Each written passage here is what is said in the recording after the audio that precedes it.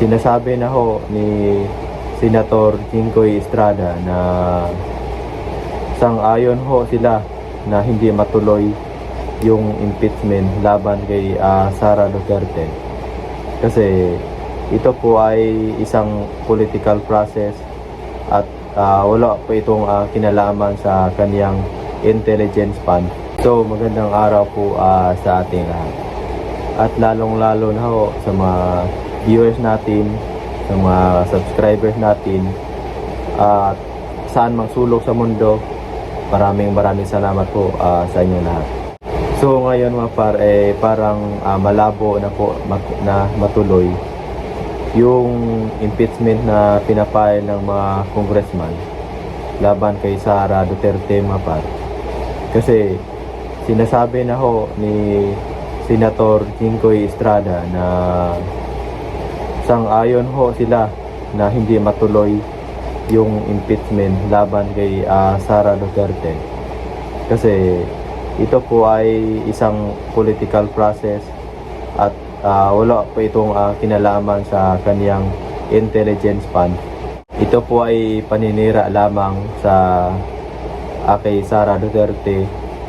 Kasi alam natin ng mga par na yung impeachment na pinapile ay galing po ito kay Martin Romualdez mga par.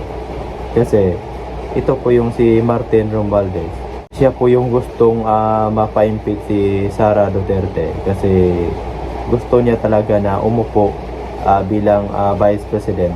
Kaya gusto niya na mapa-impeach si Sara Duterte. Kaya ginagawa niya ang lahat mga par para mapa-impeach si Sara Duterte sa lower house.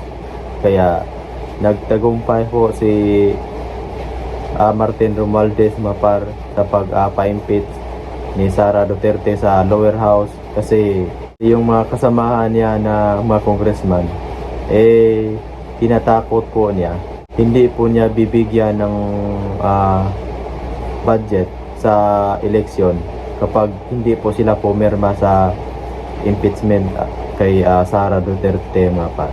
So ngayon yung impeachment ni laban kay Sara Duterte ay nasa Senado na ngayon. At hanggang dyan lang talaga siguro mga par kasi ayaw talaga sa mga senador na mapa-impeach si Sara Duterte. Kasi sinasabi na mismo ni Jinggoy Estrada na hindi po sila sang-ayon sa matuloy yung impeachment ni Sara Duterte. Kasi yung ginagawa ng mga congressman mga paray, ito po ay isang paninira lamang sa pangalan ni Sara Duterte. So maraming salamat mga par sa inyong panunood sa aking mga video.